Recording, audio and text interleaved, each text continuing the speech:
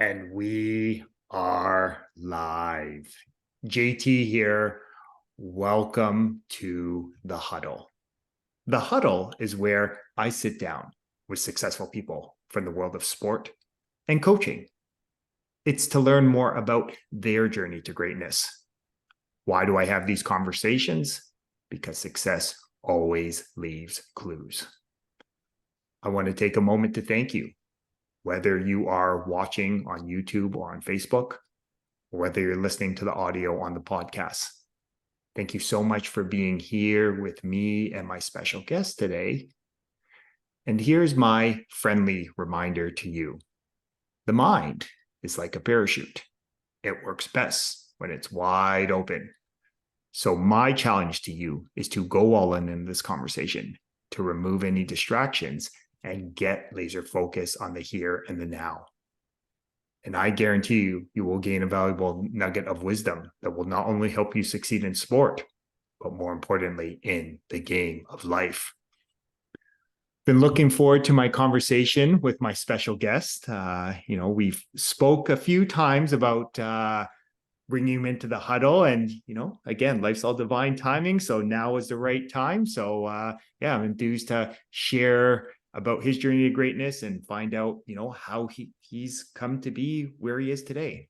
My guest in the huddle today is currently serving as the offensive coordinator with the Waterloo Warriors. My guest in the huddle today is Coach Brendan Conway. How are you today, brother? I'm good, JT.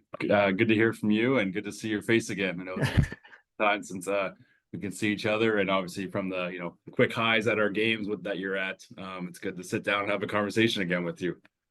Absolutely, brother.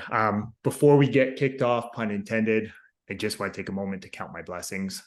For me, it's a daily practice. Some days I do it better than others, but I do find the days that I'm most intentional, most consistent counting my blessings. I do find those days are filled with a little more love, joy, peace. And I'm a big believer. Biggest blessing you can give anyone is your time and energy. So thank you again for blessing us with some of your time and energy here today, brother. Yeah, thank you for having me, man. I'm looking forward to this. Absolutely.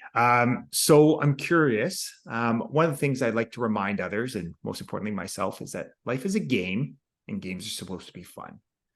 I had a coaching colleague and a great friend that said, we all have these things that make us unique and different. So let's celebrate them. So what's an interesting fact that maybe a lot of people don't know about you that you'd be open to sharing with our community today? That's a good one. Other than going the typical roads, I would say I'm a pretty big gamer on my downtime. That's something that I know is usually in the younger generation, but I was right in that generation where it was really starting to take a fold in a young childhood. Gaming was really coming to fruition, so it's always been with me. Whether it's classic games, retro games, or even some modern games, still play myself. Usually the solo adventure side, the Call of Duties and whatnot are a little above me in terms of a skill level, but just like the downtime of it, right? Kind of the de-stress moment of it. So it's something I do a lot of is gaming on the side. Awesome. You know what's interesting about that, brother, is that there have been a number of people in sport, in coaching, and in our football space that reference gaming as being something that they do to unplug. Yeah, it is like there is a competitive side to it, right? And Yeah. for athletes, it's always a competition, and that's the one way it can be a little less physical on you, and still a mental competitive side to it, right? So Yeah, absolutely. So one of the interesting things about your journey, as I was sharing with you before we went on, is you obviously had your first experience as a high quality athlete, and then once you were done playing, you quickly transitioned to becoming a high quality coach. So it's very evident that sport has played an important role for you in your life. I'm curious, what is a life lesson you've taken from sport? Again, I know there's many, but what's that lesson that you still find yourself applying to your life today that you've taken from sport? yeah, appreciate the high quality athlete comment. That might be a little overstressed there. But it's definitely more mental side of the field for me. But yeah, I think one thing, especially from my playing days, that it's obviously applies to every day in coaching now is the perseverance you go through, right? My time at Waterloo as a player in 2011 and 2015, we weren't very successful on the field. You had to find the joy and the fun and, why you came to, workouts, why you came to practice, why you came to off season morning runs at 6 a.m. or morning practices at 6 a.m. Like, because you loved what you did. And for me, it was finding that, the people around you is why I wanted to make sure I succeeded. And that may have started as, making sure, hey, I want to make sure I'm not effing up and doing my job appropriately for the guys around me. And then it became my upper years when I got more in a leadership role of I got to set a good example for these guys below me, right? And I think, a little long-winded way for the perseverance side of it, but through those losses we had, through those struggle times, through those February, March, early mornings when last season's so far away and the season ahead is, still 4 or 5 months away as well. It's an important lesson of, you got to do things for the right reasons. Otherwise, you're not going to enjoy them. And you have to enjoy what you're doing. And that's what led me into the coaching side of it, is because I realized, hey, I like being around football a little bit. And as I mentioned, I was more the mental side, and kind of in my upper years, a coach on the field, guys would refer to me as, and kind of led me to this path where I am now. And I'm lucky to be here. And yeah, every day, just, that kind of reminder, you said it, counting your blessings is, even in the tough days, understanding, yeah, like, hey, this is we're lucky to do this as a profession, right? This isn't a right to do this. It's a privilege to be a coach here. Just as we say to the players, it's a privilege to be on a university varsity athletes, right? It's not a right. So, showing that to the players as well now, of saying, hey, like, we're going to have tough days, and you got to find your why. And my why was always teammates around me. And I think for a lot of our players, it is that, but other people have, they're individuals and they have their own motivations in a way. But finding that is important, not just saying, oh, I like football. Okay, well, but why do you like it? Why do you love being here? Right. It's a huge part of it. And yeah, the camaraderie you get and the people around you. Like I said, didn't have a great time in terms of win-loss on the field as a player, but I have some of my best friends are from that time, and I wouldn't trade it for the world. I love that. And it's interesting as you share that the importance of, like you said, reminding yourself of why, right? So yeah, we all have goals, but what's the goal behind the goal, right? And as you talked about your why. So I'm curious, again, you made a quick transition into becoming a high quality coach. And I think what really makes it unique is you've coached on all three sides of the ball. You've been in major leadership roles, not only at the university, but at a provincial level. I'm curious, how has that lesson around the importance of perseverance showed up for you as you have transitioned into becoming a professional coach and dedicating your life to this vocation? Yeah, I've been, again, it comes down, like, there's a point where, yeah, you put in the work, but at the end of the day, in this industry, you just have to be in the right place at the right time. And, the right person in charge has to, believe in you enough to give you that opportunity. And I've just been in a lot of those positions. So I'm very lucky that way. Coming right from university, going into the coaching, in 2016 there, I was linebacker coach my first year out. And then that second year being special teams coordinator and linebackers that year. And then, from Team Ontario perspective, I think it was 2018 was my first year with them. I was special teams coordinator for that U16 team that went out to Wolfville, Nova Scotia, and then, East West Bowl, even for U Sports in 2017, I was special teams coordinator for that. And so just had all these opportunities kind of right away. And it was great. I think one thing I always say about it is it's a little bit trial by fire there, right? And so, you're learning on the fly. You're not necessarily learning for myself from somebody watching somebody else's mistakes. It's your own mistakes happening in front of you, and realizing, okay, like, that doesn't work, or how I'm approaching this or how I'm coaching this up isn't working, right? So that perseverance side of was directly myself experiencing that, not seeing somebody else and seeing how they handled it. And have had great mentors in that way. Obviously, Chris Bertoya and Darrell Adams here at Waterloo as mentors on DA being our defensive coordinator on our side of the ball. I mean, Coach Bertoya is our head coach. And then even in Team Ontario, having guys like John Binns to learn from 2 years. And then Joe Capiello was also the head coach for 2 years for me as well with Team Ontario. So learning from guys like that of how they handle those perseverance situations, even though I'm experiencing it differently because I'm doing it in front of them, but they're kind of either they have their own situations or seeing how I'm handling it and giving me advice on it. So, but that again, that going back to the perseverance side is just understanding, like, again, what's your why here? And I love doing this. And for university, it's, I love making sure these players here had a better experience on field than I had, right? That's a Mm, big motivation for myself. Making sure, hey, like, I had a great time at Waterloo. Like I said, I would never change it in the world, but we were not good on the field. And so my job when I'm here as a coach, like, I want to make sure these players have that better experience than I did. And, we just want to keep building that forward and forward. And a setting like Team Ontario is making sure, of course, they have a good experience, but I think the biggest things is that they leave with something that they can take home to their high school or their rep team, right? Whether it is on field, is it fundamentals? Is it something in our scheme that they'll apply when they bring back to their school? Or is it off the field when they're, in a meeting? Like, how do you watch film? How do you make sure you're taking notes? Obviously you're not on your phone, things like that, right? Like, those skills you learn, whether they're on field or off field, is a big part of something like a Team Ontario setting. And, finding that why as it changes per setting you're in, I guess, is a big driver for me there. mm. It's interesting in hearing you share, love that you gave that reminder of, the goal of leaving places and other people better than before you got there, right? Like, you reference this idea that although in terms of wins and losses during your playing days at Waterloo, it wasn't in terms of a lot of success of winning, but now that driver, that why to make this a better experience for those really that the next iteration, right, of Waterloo football is a big driver for you. The other thing which I love you reference, and one thing I really came to appreciate, being able to watch you and then, support you as kind of a position coach, was just, I love your emphasis on the details, right? On skills, on those habits, right? Again, I love how you, hey, get those cameras on, get a pen, get in a meeting, phones away.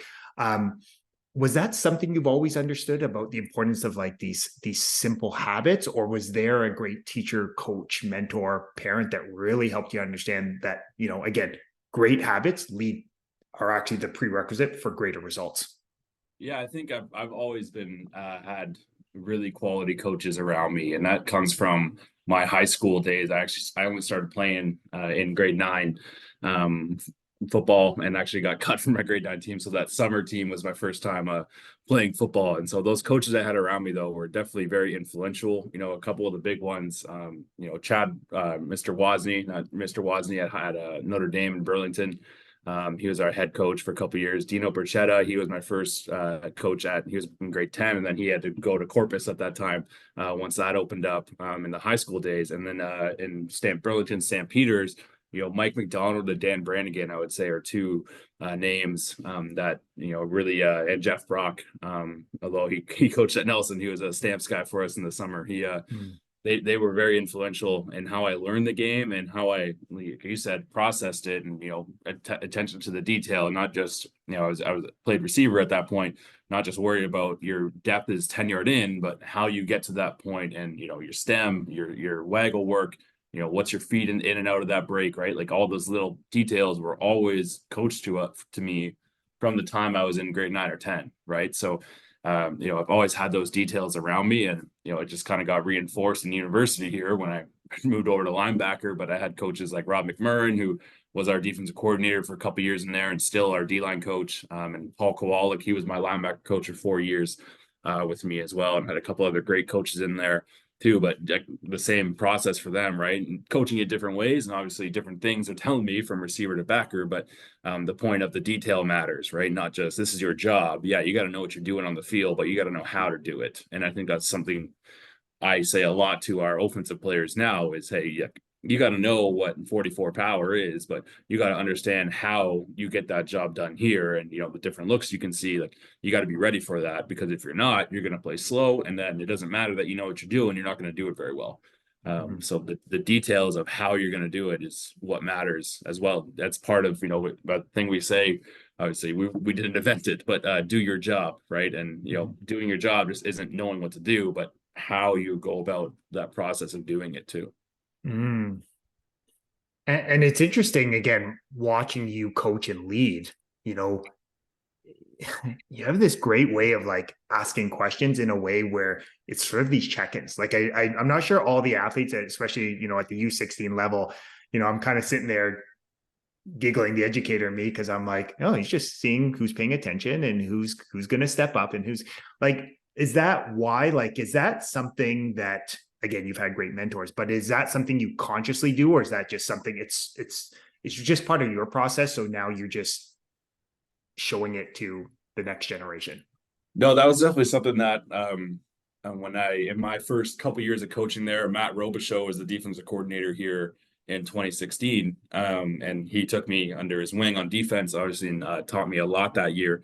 And he had a lot of that in how he coached, and I kind of saw that in him. Whereas, when I had a film session, it was very much just I'm going through the film and talking it over, talking it through, and then an hour in, I'm the only voice anyone's ever heard, right? Whereas what Roby did a lot of in his film sessions was, and I've seen it from many other coaches too, is when you give the power to them of saying, okay, hey, Will Backer, watch yourself here. What should you correct? And whether they're right or wrong in what they say, like the fact that they have to step up and do that, either shows they're engaged with it. If they're tentative on it, is because they don't know what they're doing or they don't care to know. You got to kind of decipher that, right? And if they say it wrong, it's okay. They don't know what's supposed to be happening. What's the reason, right? It's not just, oh, they're wrong. This player doesn't know what he's doing. Well, okay, what happened there? Did I not explain it right? Did I not explain it in the way he learns? A lot of people are visual. Some people are got to run through it themselves. Some people can see a drawing and okay, I got it good, right? So did I explain it well enough to them to know it? And then if I can check those boxes, and then I can point to, okay, he's just not taking in the coaching. How do we approach that? But you kind of have to check. Coach Bertoya always says it is, you got to point the thumb before you point the finger, right? And so have that point of, okay, have I done my checklist here to then say, okay, we can go to you, player A, and talk a little bit about, hey, we're not really taking in what we're trying to do here. We're not taking the coaching. We're not understanding what we're doing conceptually, whatever it is. What are we not understanding in that? And part of that process of the coaching of, hey, calling it out to players or saying, hey, player B, you got to go explain this right now for us, or what did we just talk about there, right? Engagement for sure, and making sure, especially at like you said, the U16 level, like, are we all awake and attentive? But at the university level is about really, hey, are they really understanding what we're saying? Because as coaches, we can stand up there and go through 90 minutes of one play and feel really good, like we know what we're doing. We should know what we're talking about up there, right? But are they really understanding what we're talking about when we do it? And that's just the little kind of checkpoints you have where it's okay, just get the vibe of the room, right? Do two or three guys understand it? Okay, and everyone's not always going to raise their hand. Has one guy been quiet for a while, making sure he's on base? Obviously, a lot of the young guys can feel like they're drowning and feel nervous about asking a question, like kind of checking in on them more one-on-one than in the public setting of the whole room. But yeah, those little vibe checks is kind of what I like to call them. Just making sure, are we on the same page? Or you ask a couple of guys and nobody's getting it right. It's probably on you as the coach how you're explaining it on the player. If there's one guy not getting it right and the other three you asked are doing it right, okay, there's something going on with him. I got to sort that out that way. Yeah, no, and I love that you shared that. And again, evidence of the type of leader you are, right? Like you said, it's really easy to do this. It's a lot, harder to do this. So I love how you said these little check-ins that you do are as much for you to sort of gauge, like, am I communicating in a simple and effective way? Are the players actually retaining and able to understand and apply these ideas? And then if they are, great. If not, okay, what can I do to be a more effective communicator?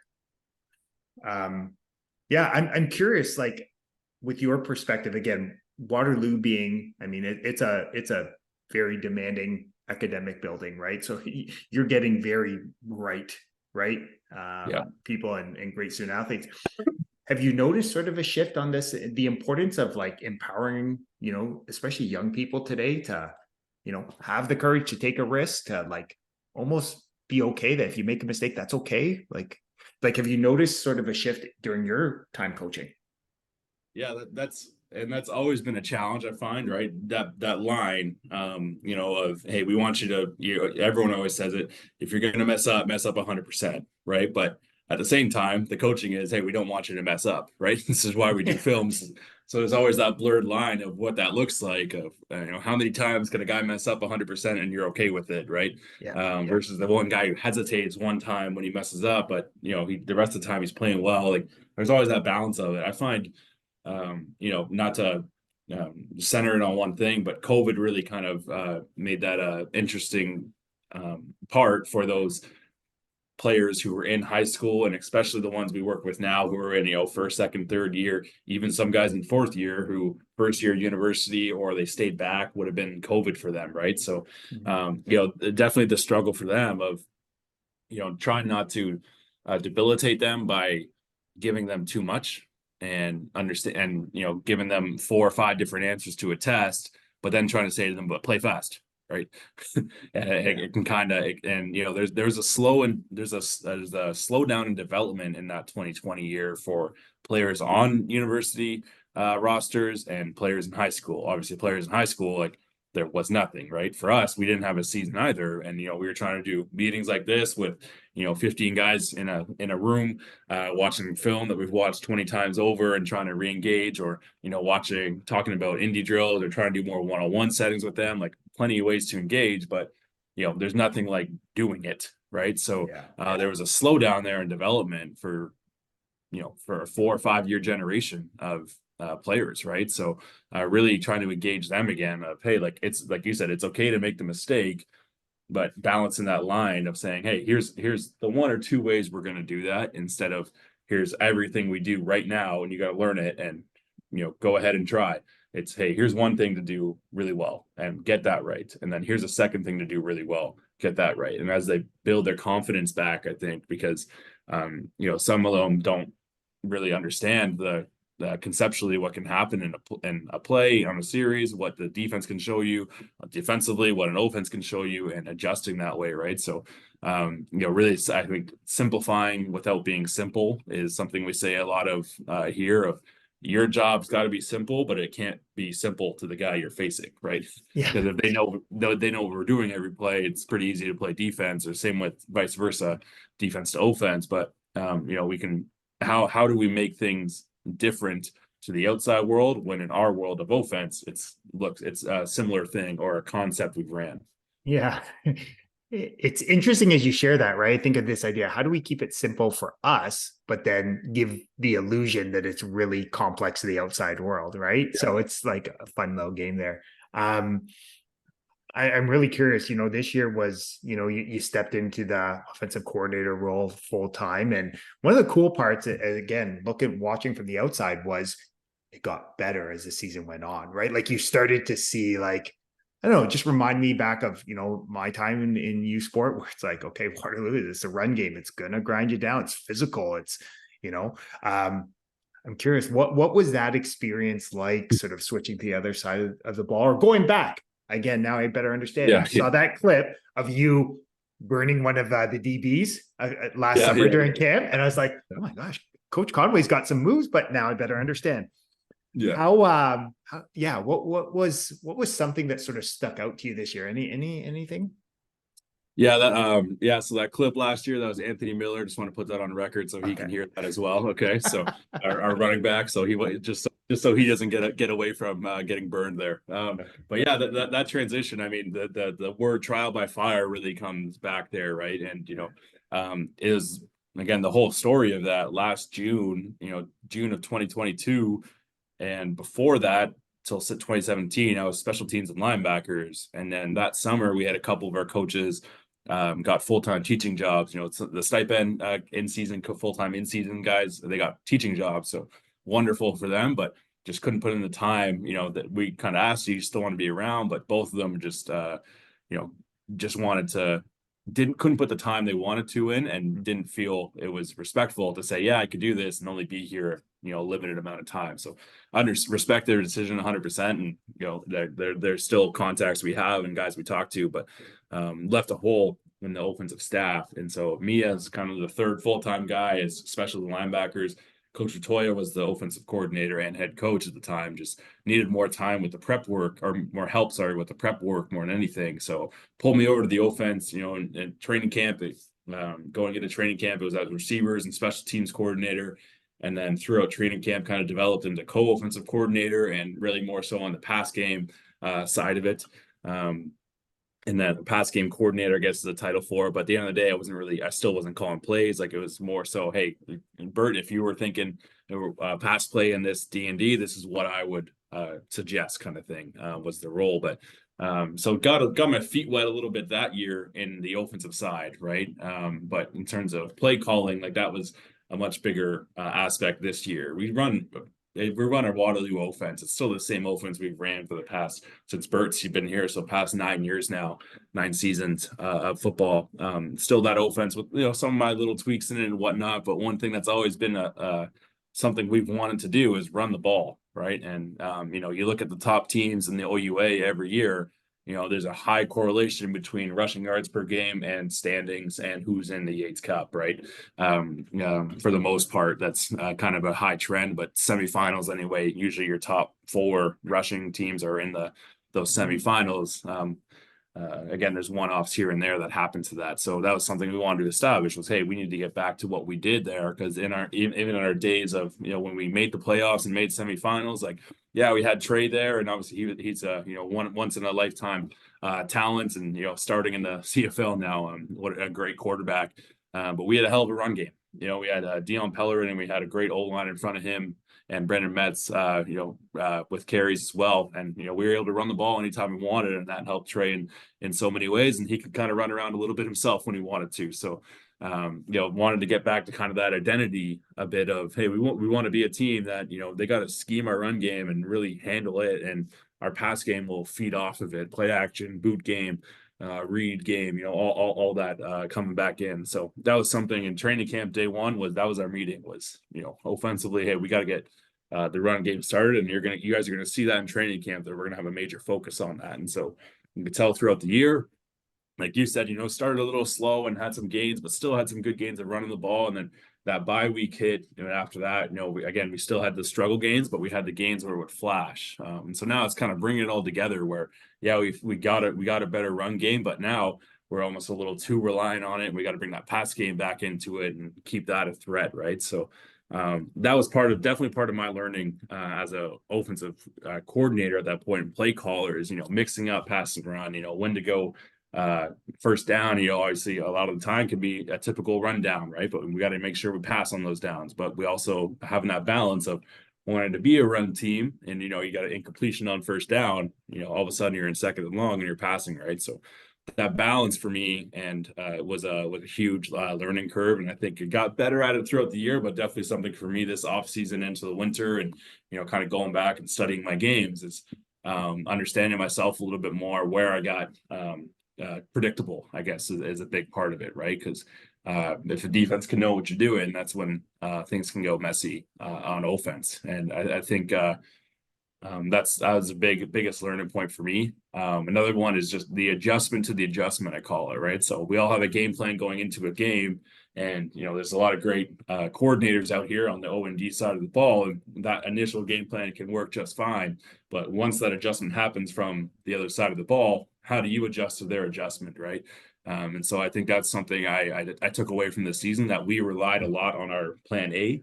Yeah. But understanding that plan B and plan C are going to be activated in the game, right? It's not if those happen, it's when you have to go to those, right? So a big part for me as well is just that plan B, plan C. How are you adjusting to, inevitably they're going to adjust. If they don't adjust, right, that there wasn't a team this year that didn't do their first adjustment because they're a good coordinator and they're seeing, okay, we're doing this really well, we're going to adjust to that. How do we adjust to that adjustment? And myself specifically, how do I make sure the guys are in a good position to make some plays?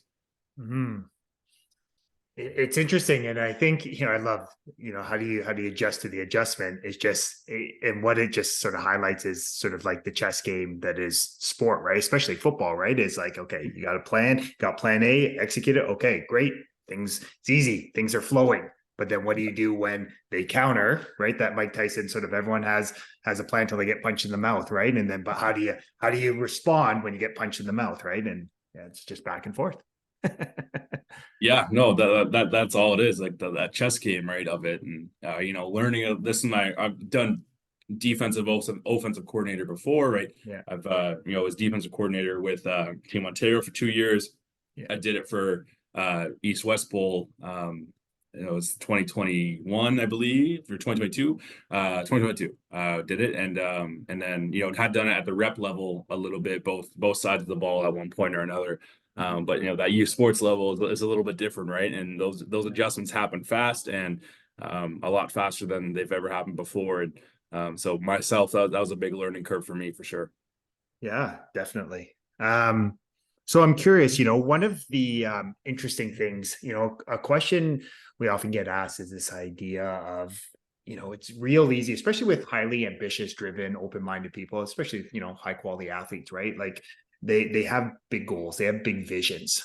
The one thing I think about you is like you watch your journey and I'm just looking at it, it's like you have found a lot of great opportunities for yourself.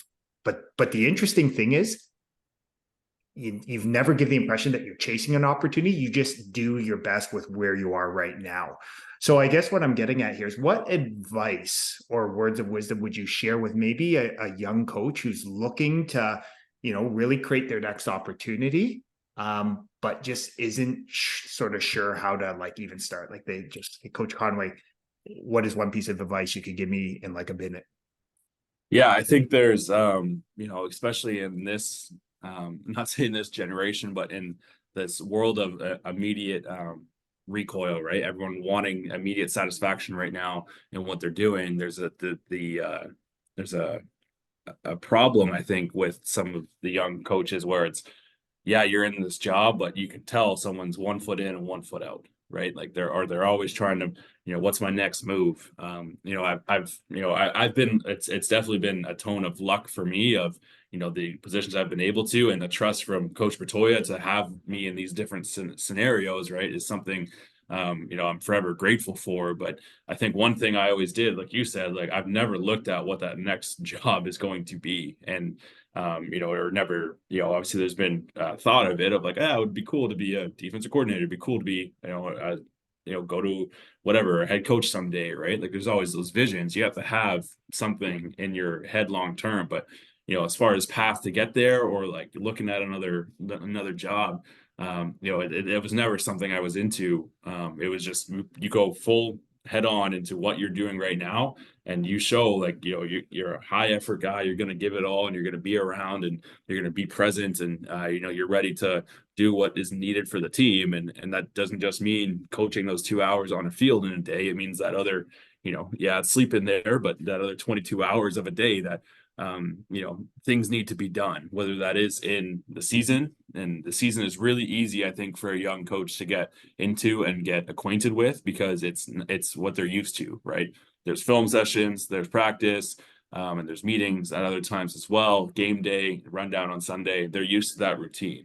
And when the off season comes, is really when you see does a younger coach want to be here, right? And something we look for in some of our younger guys who want to be around and coaching is like, how much are they gonna, hey, I'm gonna be here in January, February, March, and not just for the on-field time, not just for that indie time we have with our players. Like I'm gonna be ready helping you with the gala, helping you with our team banquet, helping you with those things, right? And the grind of that is really shines, I think, in a young coach, and you can see that.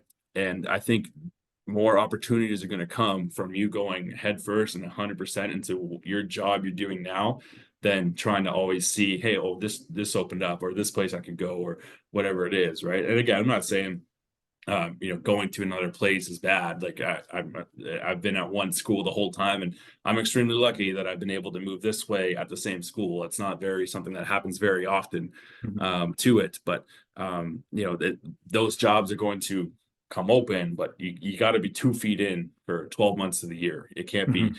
I'm in here for the season, and then all of a sudden I'm looking out here, but I'm still kind of engaged in this job just in case it's still there, but I already want this next job, right?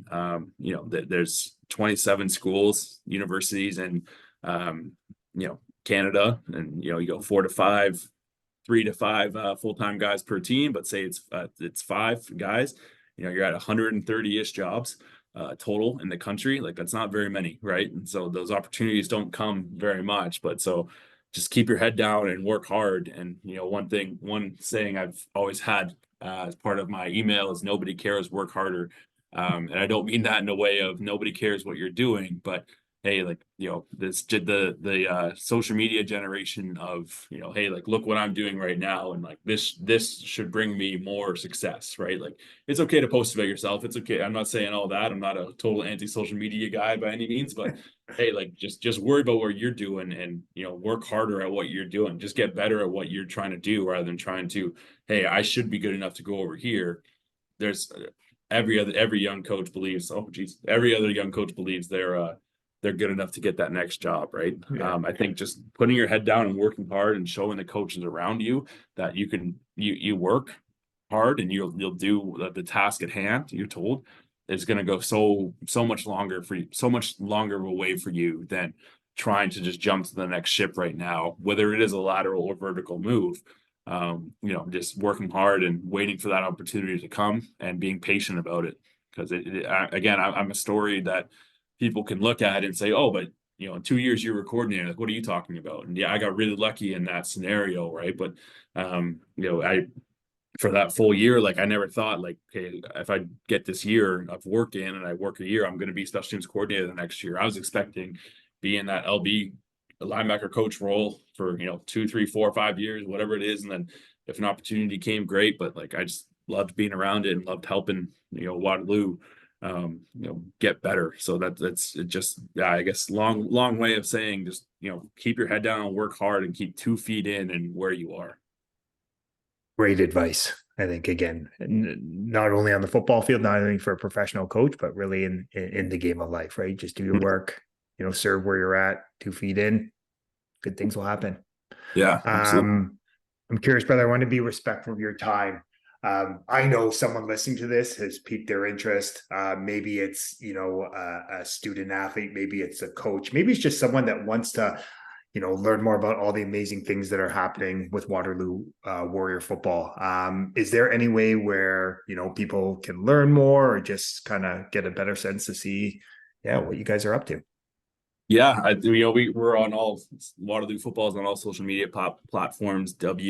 Lou FTB. If they have personal questions about what I asked or just want to ask one-on-one, Coach Conway 49. You can find that on Twitter or Instagram. Please reach out. Love to chat more. But yeah, I know we got a lot of great things happening here, and like you said, had a season where we got back into the playoffs this year, but just looking to take that next step of not just being a playoff team, but having wins in the playoffs. Going forward is kind of the expectation for our guys. So I just want to keep building that forward. But yeah, love to hear from anybody that would have any questions or anything like that. Please reach out. Yeah, absolutely, brother. And enthused to catch up live and in person. We'll be back, at your beautiful facility on January 13th with our Team Ontario family. So enthused to kind of just show off the beautiful facility and see all the amazing things that are happening at Waterloo. Yeah, absolutely. Look forward to having you guys back. Yeah. So, brother, I just want to take a moment to acknowledge you. I want to acknowledge you for the great man you are, the great husband, the great son, coach, mentor, but more importantly, the amazing human being you are. The one thing I've definitely come to appreciate about you, Brendan, is just you're a straight shooter. Like, and I think in this life, I think it's we need more people like you that, have a big heart, that wear their heart in their sleeves, and just like there's no BS. So I just want to thank you for being who you are, and just being a shining light in this world, and just someone who wants to be of value to those around them. So thank you for that, brother. I appreciate that a lot, JT. Thanks a lot, man. The things you do for us, and I've got to know you obviously through Football Ontario in the past couple of years, but not just for Football Ontario, but the grassroots of football that you help with, around the province and country. But our game is more alive and well because of people like yourself that put the selfless time into it. So I appreciate you a lot too, man. Thanks, brother. Appreciate you.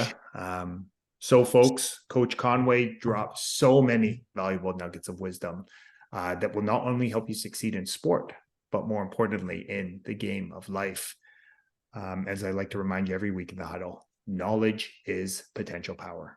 It's a consistent and focused application of great knowledge that actually creates greater results. So my challenge to you is to take one of the valuable nuggets of wisdom that Coach Conway shared and go apply it to your life today. And as I like to remind you every week in the huddle, you are deserving of greatness. You are worthy of greatness. You are greatness.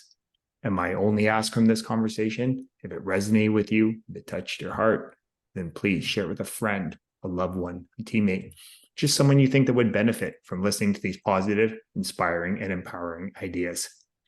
The more people we have listening, understanding, and applying these simple principles to their life, the more blessed this world will be. As always, love having these conversations with you in the huddle. Have a blessed rest of your day, everyone.